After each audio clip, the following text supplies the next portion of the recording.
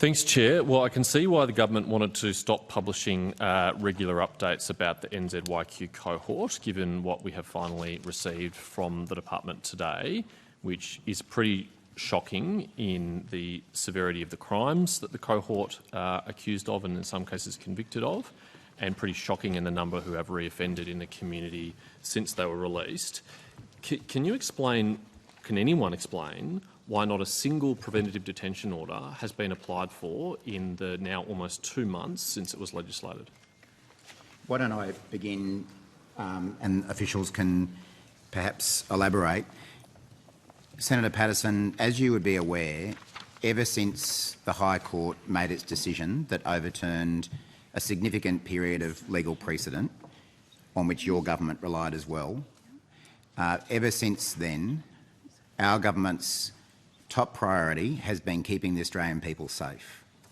And that's why, as Commissioner Outram has outlined, Operation Aegis was stood up within, I think you said 36 hours of that decision, of course following a large amount of work that was done in preparation for a possible High Court decision.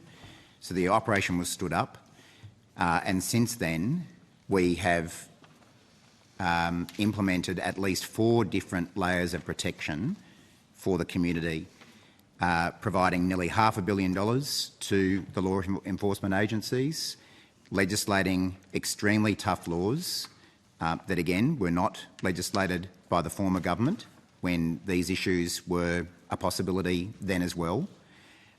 We set up the Community Protection Board to advise the government on how it should deal with individual cases arising from this judgment. And as you've heard from Commissioner Outram, that Community Protection Board includes a number of eminent Australians, including former police commissioners, former corrections deputy commissioners, and of course, fourthly, we empowered law enforcement agencies to make use of data from electronic monitoring. So a range of unprecedented steps that were taken in a very short amount of time by this government in response to a High Court judgment that overturned many years of legal precedent. Now, the particular question you've asked about applications that are now able to be made under new legislation, you'll remember, Senator Patterson, that in the days following the High Court's decision, you and a number of your colleagues called repeatedly for the government to introduce a regime similar to the high-risk the day after the judgment, in fact. Yep. You and a number of your colleagues called on the government to introduce a regime modelled on the high-risk terrorist offenders regime, which your government implemented. And a month later you finally agreed to do so after saying that it couldn't be done. Can I finish your question? Because I was actually getting to the exact question you asked. Now, you and a number of your colleagues, as I say, requested or demanded the government introduce a model similar to the high-risk terrorist offender regime. And I note, Senator Patterson, then that during debate in the Senate chamber in 2021, you observed that, quote, there is a very high legal threshold to be met for a court to agree to the ongoing detention of offender who continues to pose an unacceptable risk. So from the moment that the government's preventative detention legislation passed this parliament last year, we've been working towards putting together applications for the redetention of the most serious offenders, and we'll keep working closely with state and territory law enforcement on these applications. But again, Senator Patterson, I'm sure you would share my view that in seeking these orders against some serious offenders, we want to get it right. We don't want to be defeated in a court. And as you have observed yourself, and a direct quote, there is a very high legal threshold to be met for a court to agree to one of these types of orders. I might also point out, Senator Patterson, that I'm advised that it took more than 3 years for the first continuing detention order application after the high-risk terrorist offender regime was established. So we've had a discussion earlier today about another matter where you were demanding faster action from this government than your government ever managed to do, and it would seem that you're about to prosecute a similar argument here about a regime that you have acknowledged has a very high legal threshold to be met.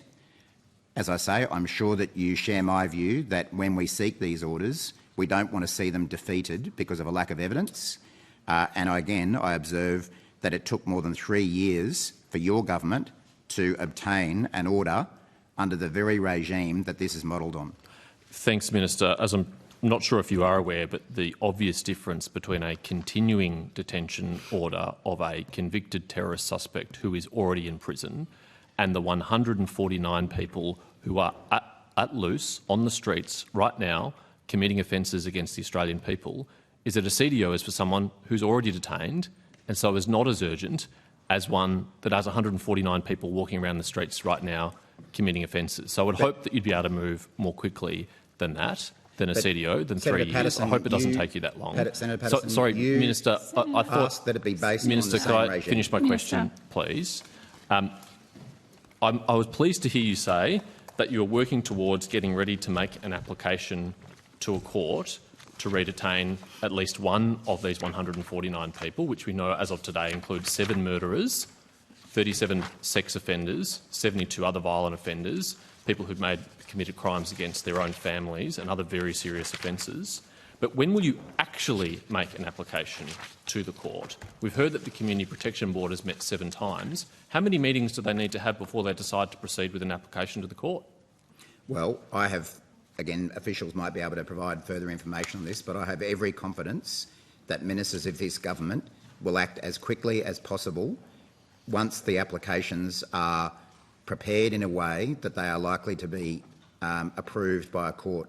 We had 10 years of a government talking tough and not taking action on a whole range of national security matters. What this government is about is results. And what we want to do is that when we make an application, we actually want it to succeed.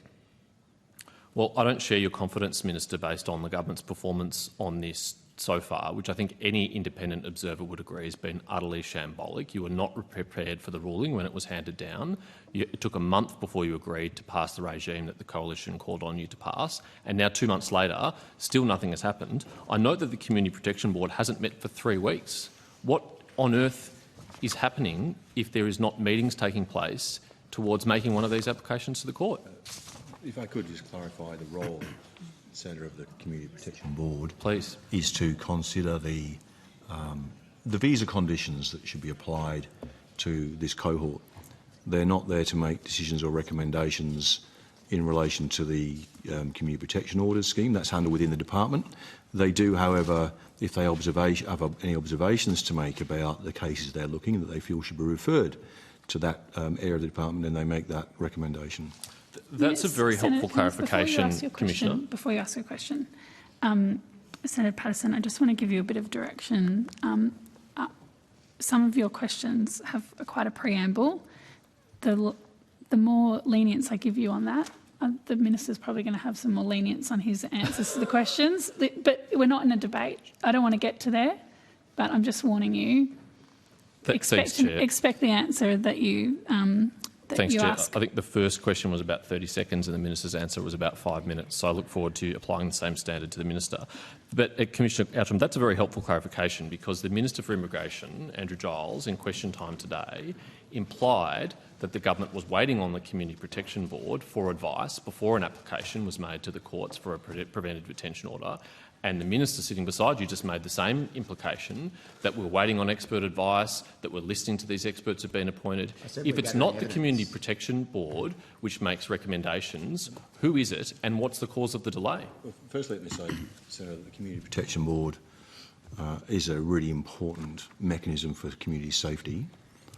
They take into account, under Commissioner's direction, they've got guidance from myself as to what they need to consider. They consider obviously criminal offending, but also the circumstances of each offence, the comments of judges, offending behaviours, the circumstances of the cases, behaviour in prison, behaviour in detention, immigration history, medical, including psychological information, security information. So the board use their expertise and look incredibly thoroughly at each case to make recommendations about I'm sorry to the interrupt, conditions. Commissioner. I'm just explaining reluctant to you, do that, Senator, but the conditions that should be applied. Thank you, in each Commissioner. case. I have to interrupt. I'm sorry. This was not germane to my question. You've just told me the board has no role in PDOs. Well, Mike, I was about to finish the question, Senator, and if the board, based on their incredible breadth of experience, have concerns beyond that, then they do note a recommendation to refer the case to the relevant area that makes applications or prepares papers to the Minister based on the Community Protection Order scheme. And I may ask colleagues in the department if they would like to elaborate on that part of the process. Thank you. They may do so, but I'll direct the questions to them if you permit me. I'm not interested for the moment in the visa conditions that are imposed. We'll get to that in due course. What I'm interested in is the PDOs. You've told me that the Community Protection Board is not responsible for preparing advice to make applications to the court for PDOs. I accept that evidence. So my question to anyone who's able to answer it is, who is responsible and why has that not happened? So, Senator, the department has a task force which has been established to progress those applications. Ms Sharp can take you through the very considerable progress we are making with those applications and the steps that need to take place. Please. Senator Claire Sharp, Group Manager for Legal Group and also the Department's General Counsel. So the Community Safety Order Task Force is housed within Legal Group. That reflects the very heavy, I guess, very legal nature of the applications that need to be developed and that, the sort of advocacy function it will ultimately need to have. The task force has been staffed with around 20 litigators. That staffing up process has occurred since the legislation passed. Its first priority was to issue requests for information to the states and territories and also to other Commonwealth agencies to gather all the information known about the individuals. That's critical because when we make an application, and this is very similar to the terrorist offending regime, we have to put before the court not only all the information that supports our case as to why the person should have the order made, but we also have to present any information known about that person that would go to why the order should not be made. That's because the evidentiary burden is so high. That's a really, I guess it's critical to a successful application to get that information right. And the volume of records that's turning up is really high. So in relation to just the Department of Home Affairs and ABF's records for one individual of the first cohort of those RFIs, we're looking at about 10,000 is the smallest number of records in Home Affairs and ABF only, up to about 35,000 for each individual. Then we have the records coming in from, for example, if the person has resided in multiple states, we need to go to every state that they may have interacted with law enforcement or a justice agency and get their records about the person. So one individual can result in multiple RFIs, requests for information, I should say, going out, and that information coming back in. That information is then collated and then reviewed by litigators to determine what will be admissible, provided to an expert, who's an expert psychiatrist, to give us a view on reoffending risk. That comes back, and then we're in a position to determine prospects of success and file. So you're telling me that none of those processes have been able to be completed in the last 2 months for any of the cohort released under NZYQ decision? Correct. We have not filed an application yet. Yes, so those processes are still ongoing. There's not one candidate for preventative detention that you have assembled the necessary evidence in 2 months to put an application before the court. No, we are continuing to compile the evidence.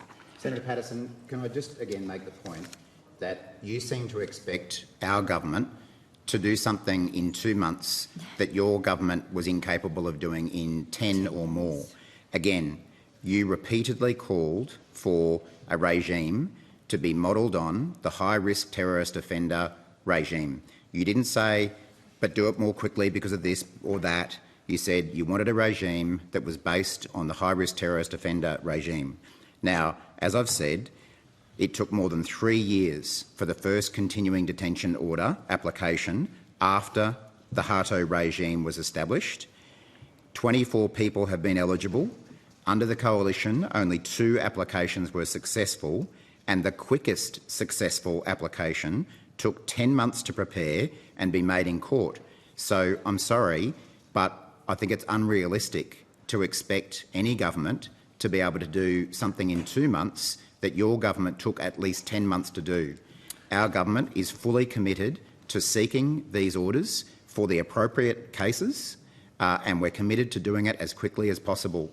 But we want to do it in a way that gives us the best chance of them standing up in court, rather than putting together some half-cocked, half-baked application that doesn't succeed. That's in no one's interests. Thanks, Minister.